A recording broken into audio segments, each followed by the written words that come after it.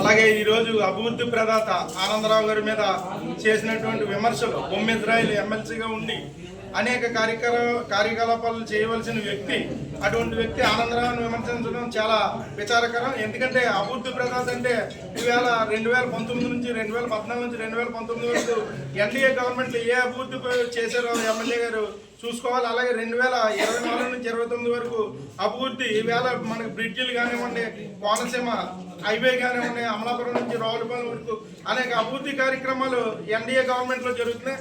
అలాగే ఎమ్మెల్యే గారిని విమర్శించడం బొమ్మిజ్రాయిల్కి తగదు. ఎందుకంటే బొమ్మిజ్రాయిల్ గారు వ్యాపారస్తుల దగ్గర నుంచి 15,000 వసూలు చేశారు. ఈ సంవత్సరం నుంచి కూడా 55,000 రూపాయలు వసూలు చేయడం జరిగిందని అన్నారు. ఎవరి చేతైనా నిరూపించినట్లయితే బొమ్మిజ్రాయిల్ గారికి సవాల్ చేస్తున్నాను నేను ఈ మీడియా ముఖ్యంగా. ఎందుకంటే ఎవరి చేతన్నా మీరు నిరూపించినట్లయితే మీ పదవికి రాజీనామా చేస్తారా అని నేను మిమ్మల్ని అడుగుతున్నాను.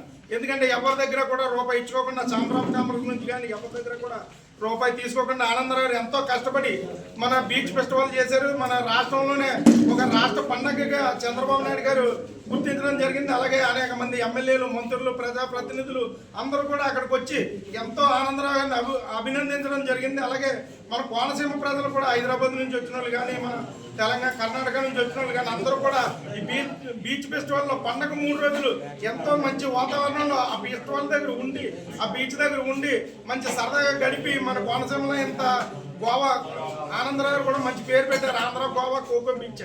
గోవా వెళ్తే మనకు 30,000 40,000 అవుతుంది. ఒక 1,000 రూపాయలతో మనం సోర్సేని అని వెళ్ళి ఆ గోవా బీచ్లో మనం ఉండి చాలా ఆహ్లాదకరంగా మనం గడిపి పిల్లలతోటి అందరితోటి బంధువులతోటి గడిపి వచ్చే కార్యక్రమాన్ని మన ఆనందరావు ఎంతో సాహసం చేసి, నిజంగా చెప్పాలంటే మేడం గారు చెప్పారు, మా అక్కయ్య గారు 6 నెలల నుంచి ఎంతో కష్టపడి సోర్సేన బీచ్ని డెవలప్ చేసి రోడ్లు కానివ్వండి, ఎస్ఎన్ఎల్ అనేక అభివృద్ధి కార్యక్రమాలు చేశారు.